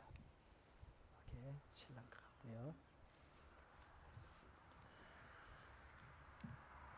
자, 이제 두 사람이 언약의 반지를 교환하겠습니다. 이 반지는 내면적이고 영적인 은혜의 외적이며 가시적인 표지로서 예수 그리스도와 교회의 연합을 의미합니다.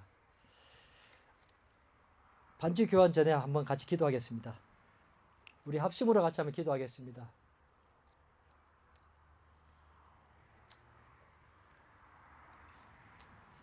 성령님, 이곳에 더 충만히 임해 주십시오.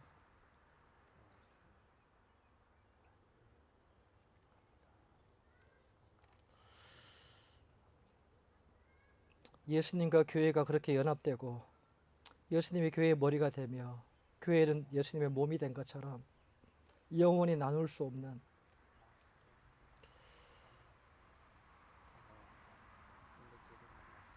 그 의미를 살려서 남편이 아내의 머리가 되고 아내는 남편의 몸이 되는 그 은혜를 영원히 허락하여 주십시오. 하나님께서 허락하신 모든 삶 가운데 이 언약이 흔들리지 않게 해 주시고 날이 갈수록 경고케 되게 해 주시고 새롭게 되게 해 주시고 이를 통해 아버지 이 두 사람이 구원받을 뿐 아니라 이들의 언약을 통해서 수많은 영혼들이 구원받는 은혜의 역사가 있게 하여 주시옵소서. 반지 교환 가운데 성령님 충만하게 임하여 주시고 교환하는 두 사람을 마음껏 축복하여 주시옵소서. 예수님 이름으로 기도드렸습니다. 네, 반지 교환 선서를 하겠습니다. 우리 신랑이 먼저 따라합니다. 큰 소리로. 나 우현재는 나 우현재는 나의 맹세의 표시로 나의 맹세 표시로 이 반지를 신부 김예진에게 줍니다. 이 반지를 신부 김예진에게 줍니다. 이 반지와 함께 이 반지와 함께 나 우현재는 나 우현재는 나 자신과 나 자신과 나의 모든 것과 나의 모든 것과 나의 모든 존경을 나의 모든 존경을 신부 김예진에게 드립니다. 신부 김예진에게 드립니다. 성부와 성자와 성령의 이름으로 성부와 아멘. 성부와 성자의 성령의 이름으로 아멘. 아멘. 네, 반지 껴주세요. 축복합니다. 주님 감사합니다.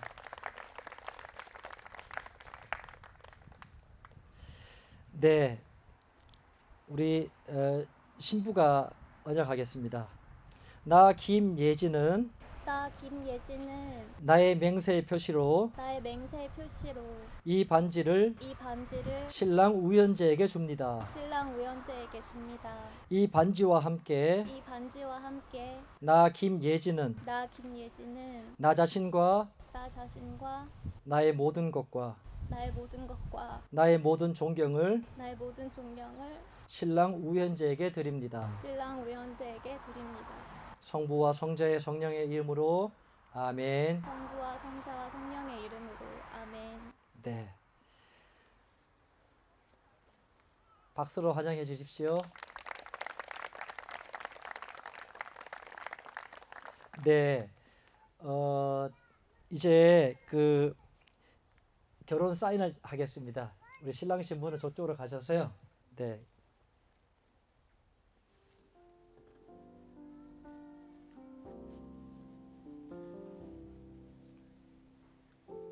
자, 신부가 먼저 앉으시고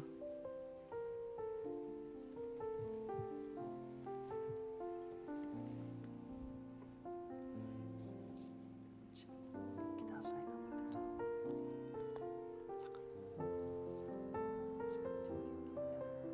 지금 보스 페인트 여기. 네.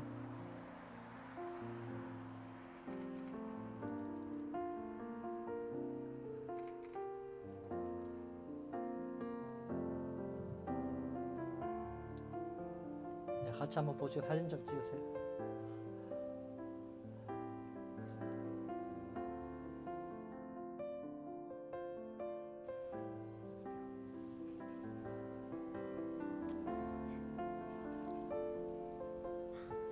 네, 이제 신랑이 해주시겠습니다. 앉을까요? 네, 앉았어요.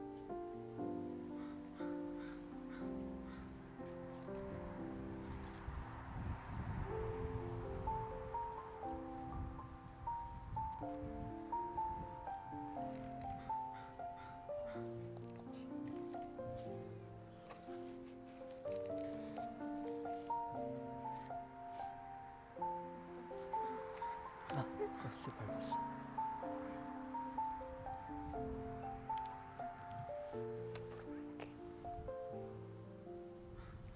잠깐 저쪽에 앉으세요. 네. 네. 네, 결혼 축하 송이 있습니다.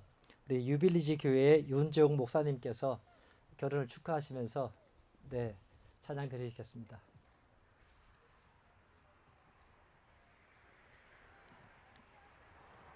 마이크가 필요한데. 네, 네, 주시는 거. 아, 네. 아니 스탠드랑.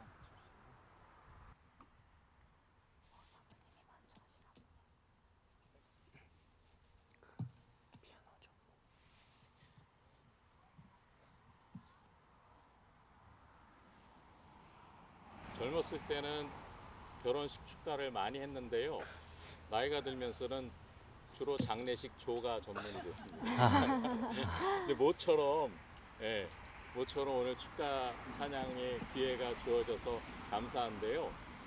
우리 우광훈 목사님, 우리 신랑의 부친 되시는 우광훈 목사님이 흰머리도 저보다 많고 훨씬 나이가 들어 보이시지만 저랑 동갑내기 친구입니다. 그래서 오늘 친구 아들의 결혼식에 하나님께 영광 돌리는 축가를 올려드리도록 하겠습니다.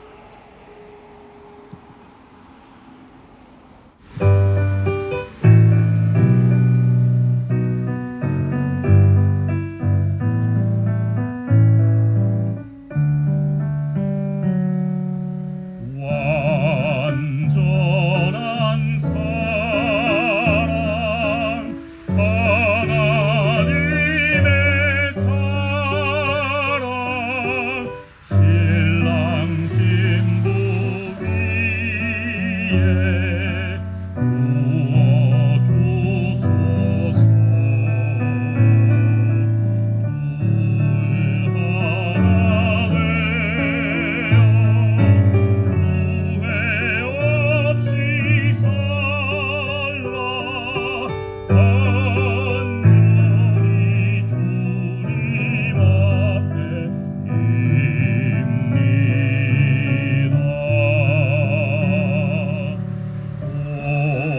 Perfect life, you are their assurance of tender mercy and steadfast faith. Oh, patient hope, quiet brave endurance, with childlike trust in your love and life.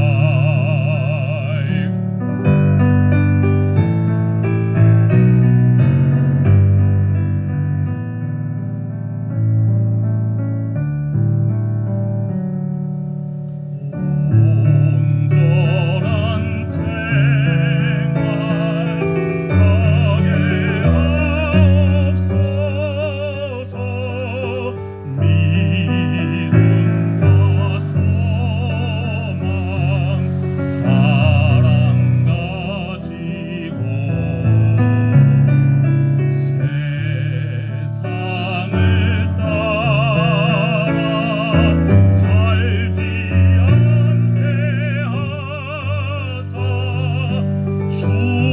주님만 의지하게 하소서.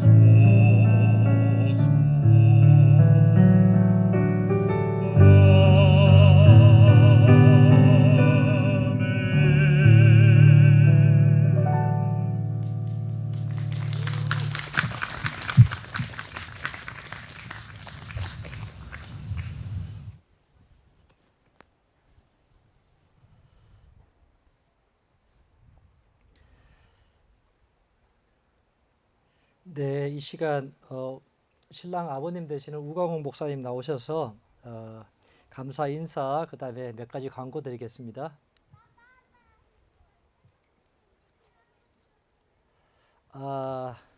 죄송합니다. 제가 부담해야 되겠네요. 두 분 먼저 나오시죠.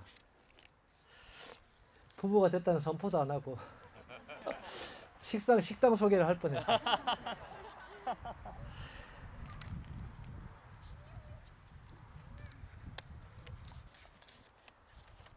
한국에서 지금 영상으로 이 장면을 보고 있을 우리 예진자매 아버님, 어머님께 감사한 마음이 있습니다. 감사한 마음이 있고요. 부부 선포하기 전에 인사를 한번 드리고 싶다는 마음이 들어요. 그래서 우리 두 분이 마이크 가지고 이쪽으로 이렇게 돌아서시면 이렇게 돌아서셔서 네, 저기 보이시죠? 우리 저 부모님. 여기 한국에서 유튜브로 보는 장면 나옵니다. 네. 우리 현재 형제부터 한번 할까요? 나오고 있나요? 네, 아버님, 어머님. 네, 아버님, 어머님 안녕하세요. 네, 잘 들리시나요? 네, 이렇게 화면 내 모습으로 결혼식 날에 뵙게 돼서 참으로 마음이 다시 해야 된다고 하네요. 어머님, 아버님 안녕하세요. 네, 들리시네요. 네네. 결혼식 날에 저희 결혼식 날에 이렇게 직접 그 캐나다에 못 오시고 한국에서 멀리 화면으로 참석하는 게 마음으로 여러 가지 좀 미안한 마음도 있는데요. 같이 이런 모습으로 함께 기뻐해 주시고 위해서 기도해 주시고 또 결혼식 과정 그 가운데 정말 많은 좋은 말씀도 해주셔서 감사합니다. 네, 예진이를 너무 예쁘게 그리고 너무 너무 예쁘게 잘 키우셔서도 감사드립니다. 네. 예진이도 뭐 말할래? 조금 뭐 말해. 내가 들려줄게. 말해.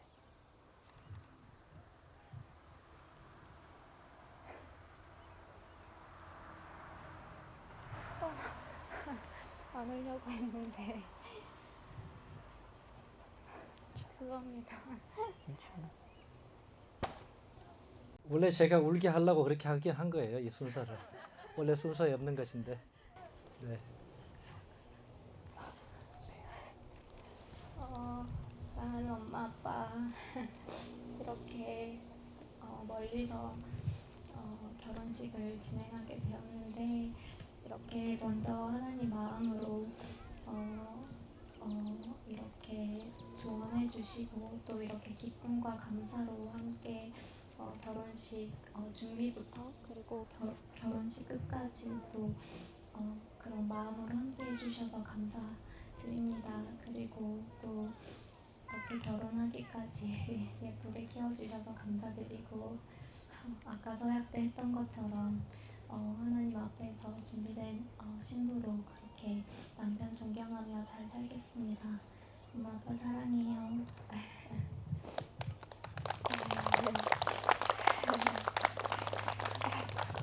뭐야?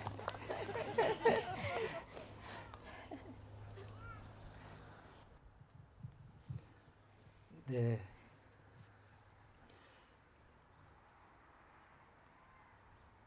목사님 나오셔서 아까 광고 하시는 것 좀 전해 주실까요? 하시고 나서.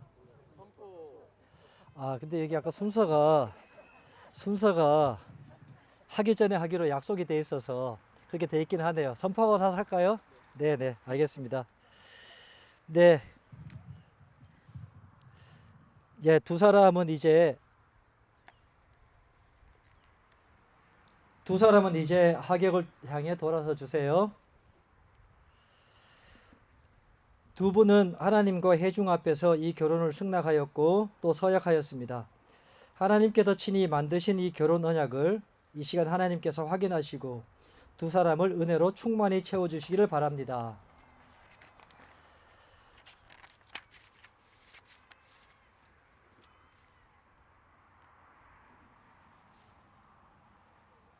이제 두 사람은 하나님 앞에서 맹세하였고 결혼 반지를 교환하였습니다.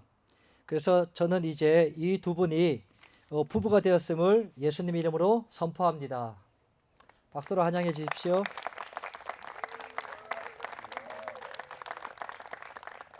네, 캐나다에서는 그 결혼하면 키스를 하더라고요.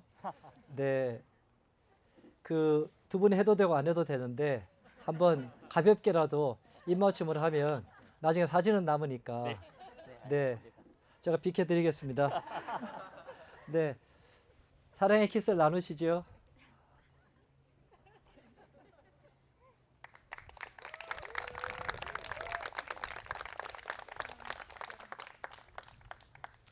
이 부부가 교제할 때 스킨십을 안 하려고 애를 많이 썼습니다. 하나님 안에서 거룩하게 결혼하려고요. 네, 이제 부부가 양가 부모님께 인사하는 시간을 가지죠. 아까 우리 그 신랑 부모님께는 인사를 드렸습니다. 좀 더 소중하게 대접을 해드리고 싶어서 그렇게 했고요. 이제는 그 신랑, 신부, 부모님께 가서 인사하시죠. 먼저 인사하시고 그 다음에 네. 두 분이 나오셔도 허그해 주셔도 됩니다.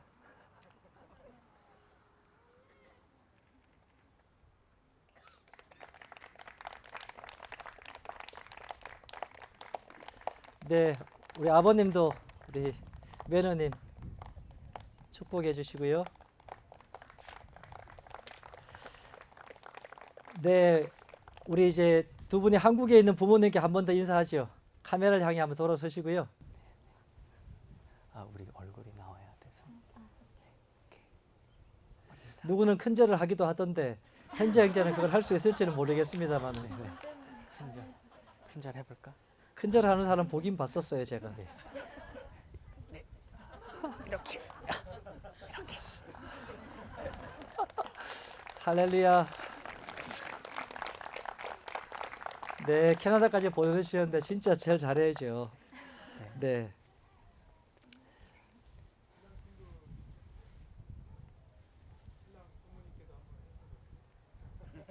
아, 큰절. 네. 아, 저도 할게요. 이렇게 하는 거 맞아? 아이고. 네, 제가 두 번씩이나 등을 떠밀 그건 없었는데, 예, 잘하셨습니다. 네, 그러면 그 우광호 목사님 나오셔서 광고하시고 인사 나눠주시겠습니다.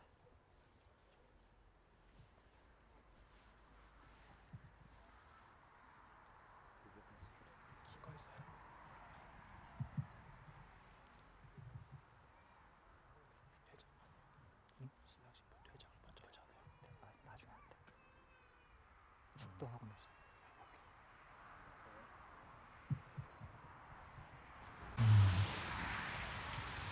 아버지께서 참 좋으신 분입니다. 제가 하늘아버지, 하나님 아버지를 알기 전에는 육신의 아버지도 잘 존경하지 못하셨지만 하나님 아버지가 너무 좋으신 분이신 걸 알고 나니까 제 아버지를 너무 존경하고 사랑하게 되었던 기억이 있습니다.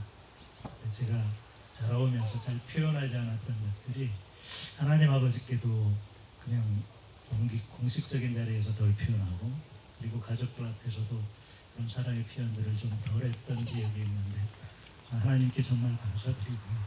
그리고 한국에 계신 저희 부모님께도 감사드리고 가족들 특별히 이처럼 예쁜 또 딸을 먼 이국 땅에 그렇게 아들 현재를 사랑하는 마음으로 이처럼 또 흔쾌히 결혼하게 허락하시면서 보내주신 우리 사도모든 되시는 김명식 순대님 그리고 정봉희 권사님 두 분께도 정말 감사드립니다.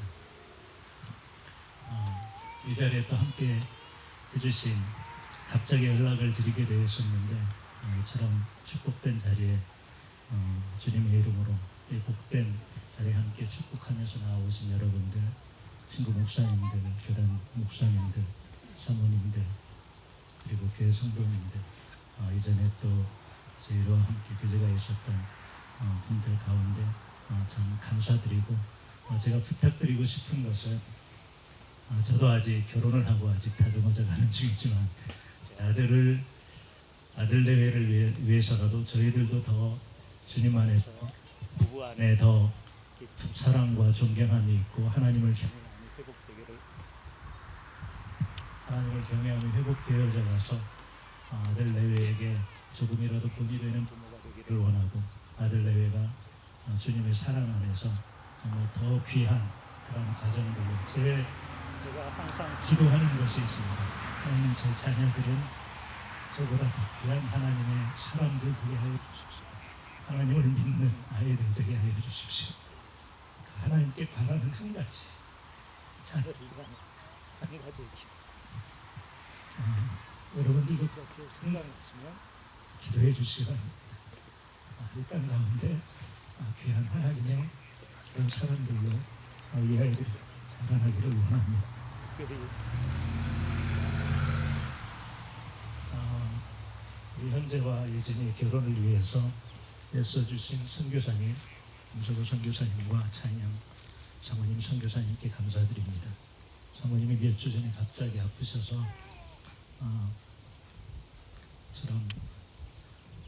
입원하시게 되고 아직도 회복하셔야 될 그런 여러 날이 있지만 정말 귀한 다음 세대가 그처럼 결혼으로 세워지는데 가장 많이 헌신하시고 그렇게 아픔 가운데서도 축복하시고 계신 우리 사모님의 건강 회복과 더 귀한 하나님의 사랑으로 더 많은 하나님의 사람들에게 좋은 선한 영향을 미칠 수 있기를 또한 위해서 기도 부탁드리겠습니다. 감사드립니다. 그리고 두 가지만 알려드리겠습니다. 예식이 끝나면 사진 촬영할 때 그냥 여기에서 전체 촬영은 아마 안 할 것 같고요. 주례 선교사님과 가족들, 목사님들, 성도님들 순서대로 간단하게 촬영하고 밖에 식사를 따로 그렇게 잘 준비하지는 못했지만 도시락처럼 준비를 했습니다. 그래서 여기에서 식사하셔도 되고 바쁘신 분들은 그걸 갖고 가셔도 되는데 가능하면 그렇게 많이 오시질 않으셨으니까 아마 같이 교제하면서 있으셔도 좋을 것 같습니다. 2부 순서는 따로 특별히 준비한 거 없습니다. 식사하시면서 함께 교제하시면 될 것 같습니다. 감사합니다.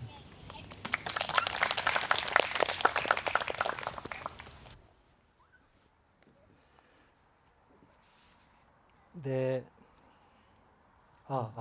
마지막 순서로 밴쿠버 한인 침례교회 폴민 목사님께서 축도해 주심으로 결혼 예배를 마치겠습니다.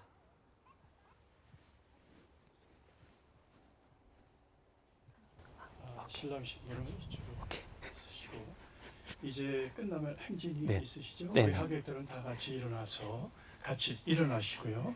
우리 축도하고 예배를 마치도록 하겠습니다. 지금은 우리 구주 예수 그리스도의 십자가의 은혜와 거룩하신 하나님의 극진하신 사랑과 성령님의 교제하시고 교통하심이 오늘 새 가정을 시작하는 우현재 군과 김예진 양, 새로 시작하는 이 가정 위에, 그리고 두 분을 지금까지 아름답게 그리스도 안에서 키우신 양가 가족과 친척들 위에, 특별히 한국에서 지금 멀리서 지금 이 예식 가운데 함께 참여하고 축복하는 우리 신부, 아버님, 어머님, 사랑하는 가족들 위해, 지금 이 자리에 이 두 분을 새 출발을 위해 축복하기 위해 모인 하객들 위해, 또 사랑하는 교회 위해 지금부터 영원토록 함께 하시기를 간절히 축원하옵나이다. 아멘. 아멘. 감사합니다. 네, 신랑 신부 행진하겠습니다. 신랑 신부 행진.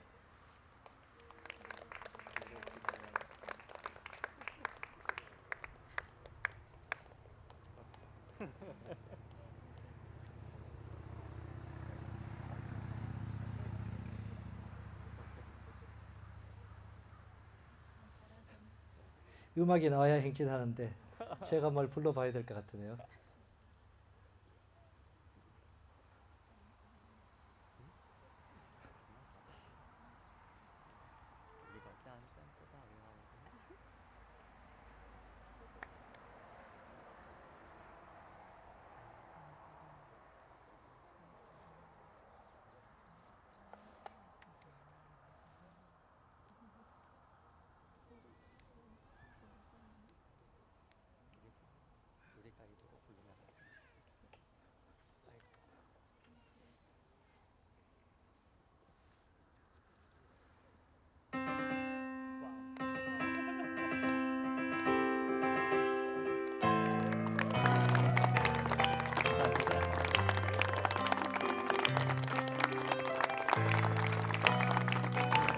아이고, 아이고.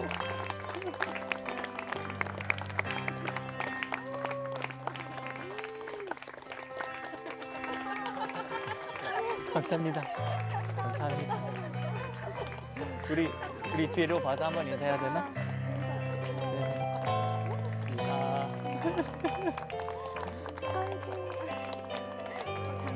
Thank you. Can we go off the bridge? 감사합니다.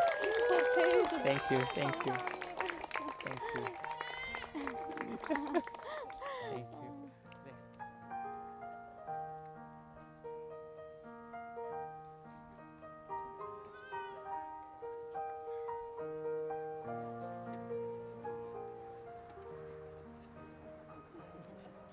축하드립니다. 네? 먼저 찍으셔요. 제가요?